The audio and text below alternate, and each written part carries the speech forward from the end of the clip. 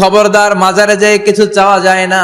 মাজারে পড়ে থাকা ব্যক্তিটা আপনার মতোই ব্যক্তি। আল মাইয়িতু ফিল কবরি কাল গারিকু ফিল বাহরি। সাঁতার না জানা ব্যক্তি সাগরে পড়ে গেলে যেমন অসহায়, কবরে চলে গেলে মানুষ তেমন অসহায়। সে কিচ্ছু দিতে পারে না, বরং আপনি কবরের সামনে যে দোয়া করে তারে কিছু দিয়ে আসবেন। ঠিক কিনা? কথা বুঝতেছেন? এজন্য মায়েরা, বোনেরা, আবারও বলি, খেয়াল করে শুনবেন, মাজারে যাওয়া যাবে না, মাজার কেন্দ্রিক হওয়া যাবে না। চাইতে হবে কার কাছে?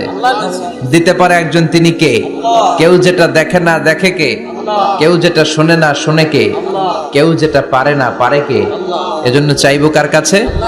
24/7 সবসময় দেওয়ার জন্য ধন ভান্ডার নিয়ে তিনি প্রস্তুত, কিন্তু আমরা চাই না। এজন্য মায়েরা, যারা এতদিন মাজার কেন্দ্রিক ছিলেন, এই অভ্যাসকে আপনারা পাল্টে ফেলেন। মাজারেও যাবেন না, বাজারেও যাবেন না। জরুরি প্রয়োজনে হিজাব মেনটেন করে বাজারে যাওয়া যেতে পারে, কিন্তু এই কাজটা মূলত পুরুষদের। কাদের?